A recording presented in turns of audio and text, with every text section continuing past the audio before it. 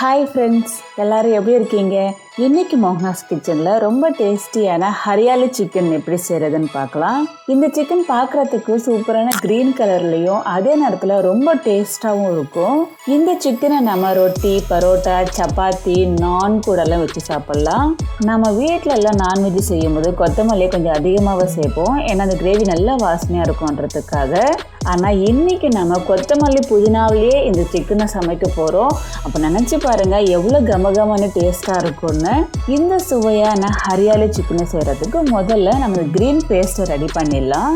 நான் பார்த்தீங்கன்னா ஒரு மிக்ஸி ஜாரில் முதல்ல ஒரு கட்டு அளவுக்கு கொத்தமல்லியை நல்லா க்ளீன் பண்ணி எடுத்துருக்கேன். இது கிட்டத்தட்ட 2 கைப்பிடி அளவுக்கு இருக்குது. இதை சேர்த்துக்கலாம். அது கூடவே ஒரு கைப்பிடி அளவுக்கு புதினா சேர்த்துக்கலாம். நம்ம எவ்வளோ கொத்தமல்லி எடுக்கிறோமோ அதில் பாதி அளவுக்கு புதினா சேர்த்துக்கோங்க. அடுத்து இதில் 5 பச்சை மிளகாய் சேர்த்துக்கலாம். இந்த சிக்கனில் நம்ம மிளகாய் தூள் எதுவுமே சேர்க்க போகிறதில்ல. காரத்துக்காக பச்சை மிளகாவும் மிளகுத்தூள் மட்டும்தான் சேர்க்க போகிறோம். அதனால் உங்களுடைய காரத்துக்கு ஏற்ற மாதிரி பச்சை மிளகாவை சேர்த்துக்கோங்க. இது கூடவே 15 பூண்டு பல் சேர்த்துக்கலாம். இது ரொம்ப சின்னதாக இருக்கிறதுனால நான் 15 எடுத்துருக்கேன். ஒருவேளை மீடியம் சைஸ் பூண்டு பல்லாக இருந்துச்சுன்னா 10 எடுத்துக்கோங்க. அடுத்ததில் 4 துண்டு இஞ்சி. அடுத்ததில் வறுத்த வெங்காயம் சேர்த்துக்கலாம். நான் ஒரு மீடியம் சைஸ் வெங்காயத்தை நீளவாட்டில் கட் பண்ணிவிட்டு எண்ணெயில் பொரித்து எடுத்துருக்கேன். கடைசியாக 1 டீஸ்பூன் அளவுக்கு கசகசாவை அரை மணி நேரத்துக்கு முன்னாடியே கொஞ்சமாக தண்ணி சேர்த்து ஊற வச்சு எடுத்துருக்கேன். இதை சேர்த்துக்கலாம். கசகசாவை முன்னாடியே ஊற வைக்கிறதுனால அரைக்கிறதுக்கு ஈஸியாக இருக்கும். இது கூட கொஞ்சமாக தண்ணி சேர்த்து நல்லா பேஸ்ட்டாக அரைச்சி எடுத்துக்கலாம். பாருங்கள், ரொம்ப சூப்பராக நம்மளுடைய க்ரீன் பேஸ்ட் ரெடி ஆகிடுச்சு. பார்க்குறதுக்கே ரொம்ப சூப்பராக இருக்குது. அடுத்து நம்ம சிக்கனை மேரினேட் பண்ணலாம். இன்றைக்கி நான் 1/2 கிலோ அளவுக்கு சிக்கன் எடுத்திருக்கேன். சிக்கன் கொஞ்சம் பெரிய பீசஸாகவே இருக்கட்டும். இதில் தேவையான அளவு உப்பு, 1/4 டீஸ்பூன் மஞ்சள் தூள், 1/2 டீஸ்பூன் மிளகுத்தூள், 1/2 கப் அளவுக்கு தயிர் சேர்த்துக்கலாம். இந்த தயிர் சிக்கனை நல்லா சாஃப்டாகும். இது கூடவே நம்ம அரைச்சி வச்சுருக்கிற க்ரீன் பேஸ்ட்டை சேர்த்துக்கலாம். இது எல்லாத்தையுமே நல்லா கலந்ததுக்கு அப்புறமா நம்ம க்ரீன் பேஸ்ட் அரைச்ச அதே மிக்ஸி ஜாரில் நான் கொஞ்சமாக தண்ணி சேர்த்துட்டு நல்லா கலந்ததுக்கு அப்புறமா இதில் சேர்த்துக்கிறேன்.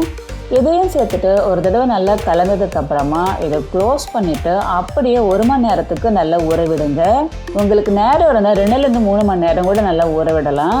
இந்த மசாலாவில் சிக்கன் எவ்வளோ நேரம் ஊறுதோ அந்த அளவுக்கு சாஃப்டாக இருக்கும். 1 மணி நேரத்துக்கு அப்புறமா பாருங்கள், சிக்கன் நல்லா ஊறி ரெடி ஆகிடுச்சு. அடுத்து இதை ஃப்ரை பண்ணுறதுக்காக அடுப்பில் ஒரு கடாய் வச்சுருக்கேன். இதில் 3 டேபிள் ஸ்பூன் அளவுக்கு எண்ணெய் சேர்த்துக்கலாம். எண்ணெய் காஞ்சதும் ஒரு சின்ன துண்டு பட்டை, 2 ஏலக்காய், 1 பிரியாணி இலை, 1 கொத்து கருவேப்பிலை சேர்த்துட்டு இது எல்லாமே பொரிஞ்சதுக்கு அப்புறமா நம்ம ஏற்கனவே மேரினேட் பண்ணி வச்சுருக்கிற சிக்கனை சேர்த்துக்கலாம். அடுப்பு மீடியம் ஃப்ளேமில் வச்சுட்டு இந்த சிக்கனை 5 நிமிஷத்துக்கு எண்ணெயில் நல்லா வதங்க விடுங்க.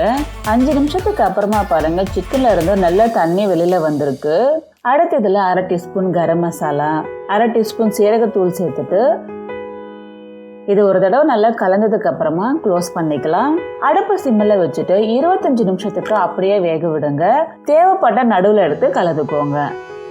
25 நிமிஷத்துக்கு அப்புறமா பாருங்கள், ரொம்ப சூப்பராக ஹரியாலி சிக்கன் ரெடி ஆகிடுச்சு.